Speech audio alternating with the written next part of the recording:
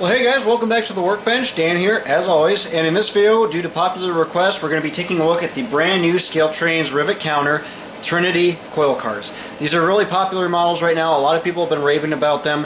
A couple of you had obviously asked for my take on these cars. Thanks to my ScaleTrains video, I had mentioned that I was going to possibly cover these cars when I got them, and a lot of you again said that they wanted to see my personal take on these cars, so here we are. In this video, I'm going to be reviewing three of them. I got a CSXT version, and I got two CHTT versions, both different patch-out schemes on the CHTT cars. So we're going to be taking a look at all three of these in detail, looking at a lot of the fine details, the paint, quality of the detailing, everything like that.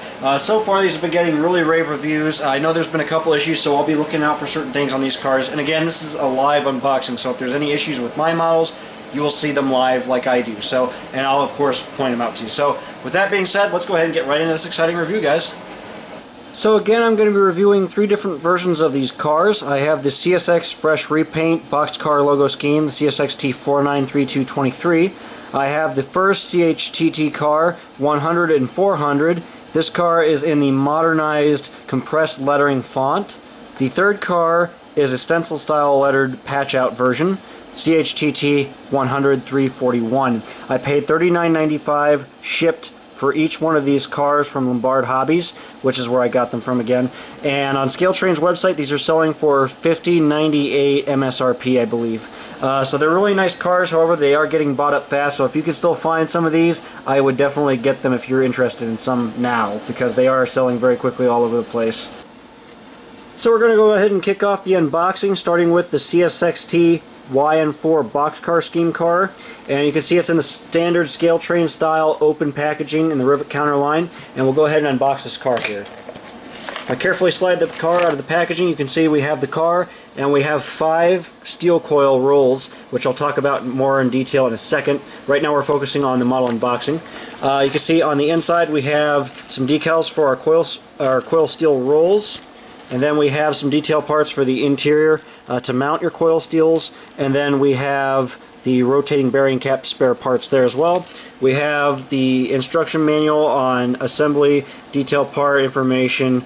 We have all the information like basic history and stuff on the car as well. Just in general, a really nice exploded parts diagram, typical from ScaleTrains. If we actually take a quick look at this, normally they're very, very detailed, and they offer like a list of road names and things like that. But you can see it's a pretty extensive exploded parts diagram of the model, how it's assembled, and all the detailed part information in general. So that's very nice. We'll go ahead and set that aside now.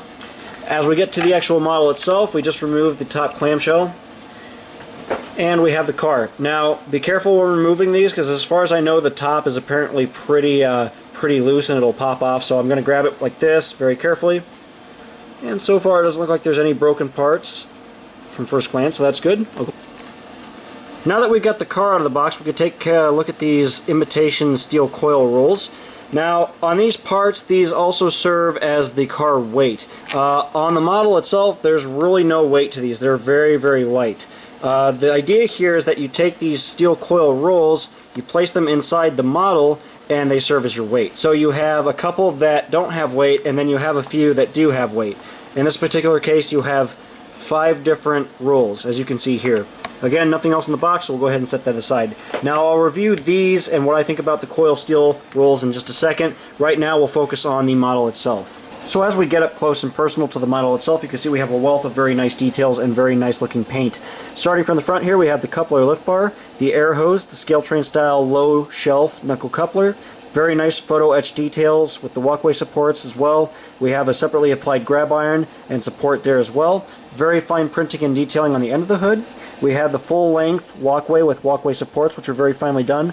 We have the separately applied grab irons, including the long grab iron with little brackets running all the length of the hood as well.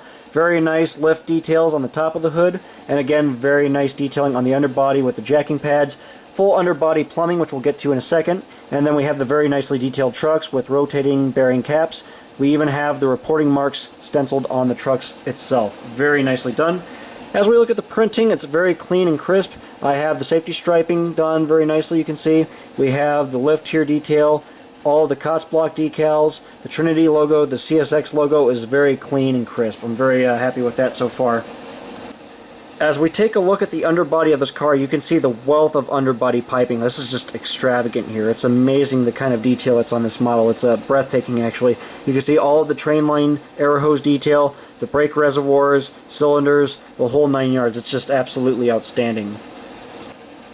Here's a good look at the end detailing with the brake wheel here. You can see that separately applied grab iron that runs all the length of the hood there. The air hose mechanism, the coupler lift bar, the coupler itself, and all of that nice photo etch walkway detail and grab iron detail as well. Not only is the detail great on the outside of these models, but on the interior they've also done some very nicely detailed imitation wood paneling for the interior. You can see they've done some really interesting wood treatment on these panels to make them look like actual wood boards with wood grain. Very realistic. And we also have some really nice photo etch bolt pattern strips. So now that we got the CSX car out of the way for the most part, we can go ahead and look at the two CHTT versions of this coil car as well. The first version we're looking at here is the CHTT patched version, and you can see we again have very nice details on the ends, all the very fine details, photo etch walkways, very clean, crisp, accurate printing and painting. I really like the stencil style lettering that they've done on this car. And looking at prototype photos of cars like this on their roster, the lettering is pretty much a dead match. They did a very good job replicating that. I like the little arrow pointers on the side of the hood too to indicate the exact lining and positioning of the hood. I think that's a very nice little touch there. Very realistic and prototypical as well. Again, great truck detail, great underbody detail, and the printing again is just absolutely superb. And now the second CHTT car that I have here is the compressed modern lettered font CHTT 100-400 here. This car again has very nice detailing overall, very clean, crisp painting and accurate lettering.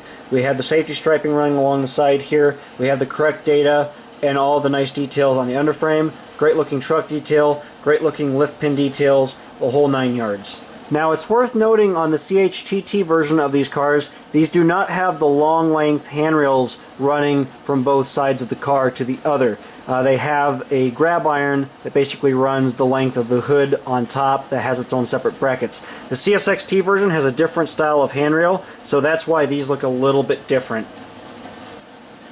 So referring to my KD height gauge for reference on coupler height on all of these models, the CSXT car had correct coupler height on both ends. The CHT 100-341 here had a low coupler on this end and a relatively high coupler on this end. That's a common issue with plastic couplers. They can bend and warp, they can be a little bit floppy. It's something I can kind of fix though, so I'm not too worried about it, but it's something worth pointing out for any of you nitpicky guys who really want to know. On the CHT 100-400, both couplers are pretty close to the coupler height gauge to call it even, so I'm going to say that it's pretty good. So now that we got the important details out of the way on these cars, let's talk about some downsides and some of my personal opinions on these models. Looking at some aspects of the cars that might not be as glamorous, you can see some of the grab irons are a little bit bent. The end handrails are all warped. They're very soft plastic. In my opinion, I wish these were metal. They would have been a little bit straighter and they wouldn't have bent as easy. But you can see because they're brittle plastic, they warp and bend very easily. That being said, if you don't touch them, they're fine, but they are bent up quite a bit, which is a little bit unrealistic. Now obviously, that being said, these cars do get beat up in real life and these handrails can get bent up. But if you're modeling a brand new car and you see this, it's a little bit toyish and unrealistic. I'm kind of disappointed with that. An oddity on my model is that one of the handrail stirrup, one little oddity on the coil cover itself, you can see on the handrail, one of the little eye bolts is actually missing. It's not even installed on the car. There's a glue blob there where maybe it looks like they tried to install it and then it just popped back off. That's a little bit disappointing. I'm not sure how you can really replace that, but I'll figure that out. But unfortunately, you can see again, it's not actually there. It's just completely missing altogether. And again, there's a look at that bent handrail on this side that's quite wavy and a little bit warped. With most of the model review out of the way, let's go ahead and talk about these steel rolls here. Now, ScaleTrains has basically made these not only to be cosmetic for your model, but they are also serving the vital purpose of being the actual weight to the model itself. The reason is the car itself does not have any weight. If you were to put this on the track right now, it would just derail. These are literally as light as paper, so they would not track well at all without these. Now, I see what ScaleTrains did here, and I have to say it's very clever that they actually made the detail load of the car, the weight itself, However, where I feel like they stumbled is that they made these very unrealistic and toy-like. You can see they have an unrealistic seam and an open seam here at the ends on both sides. Kind of unrealistic, and then they're a bright white color. Real steel coil rolls are obviously bright silver, and then they're covered in rust because raw metal rusts very quickly. Now, ScaleTrains' idea here as well, by supplying those decals, is to basically model wrapped coil loads. That being said, the most common style of load you're going to see is bare metal loads. They don't usually wrap them, so they didn't exactly model the most common style of coil steel load. So I kind of wish in hindsight they maybe would have modeled these a little bit better and maybe painted them silver at least. I think they would have maybe been a little bit better. The other issue that I know exists and a couple people have talked about is some of these coil rolls don't even fit inside the car and you can't put the hood on properly after that. And that's a huge problem, especially considering that these are the main weights to the car. If they don't fit, you're screwed. The car can't track without these basically. So that's another major defect to this. That being said, my personal cars, they don't have this issue. These all seem to fit just fine inside the car, so I can get by with that. But I just wished maybe they would have handled the treatment of these coil rolls a little bit better. They could have at least made them a little bit more realistic. But again, that's just my personal opinion. You guys might not care that much. So that's just my thoughts on that. Whew, okay, that got a little long-winded there for a second, but I think you guys see my point on the coil steel loads themselves. But that being said, aside from all the other detail issues, the coil steel loads themselves being a little bit toy-like and kind of a weird thing in general, I think it's cool, and I think ScaleTrains did a very good job on the models. I'm very happy with them. I'm really glad to honestly have a different version of a coil steel car to be able to use in HO scale, because up till this point we've only had 3 real versions of these cars, and there are many versions of coil steel cars, and ScaleTrains has offered a version of the car that is a very common type that has not been modeled before, and they've done a very good job on it, I gotta say. Alright guys, so there you have it. There's my thoughts on the brand new Thrall Trinity coil steel cars from ScaleTrains. I think they're spectacular models, issues aside. They look really nice, and I honestly can't wait to weather them and get them into service on my layout. So that's going to wrap up this video, guys. Thank you for watching, as always. Be sure to follow me here on YouTube for more content. Follow my work on Facebook and Instagram. My Facebook page is Dan's Custom Trains, and my Instagram is Dan E. Dankinson. That is all lowercase, and you can follow me there to see what kind of projects I'm working on. All kinds of videos, all kinds of pictures I'm posting pretty regularly, so you guys can check it out there. In the meantime, thank you for watching. I will see you in the next video. Take it easy.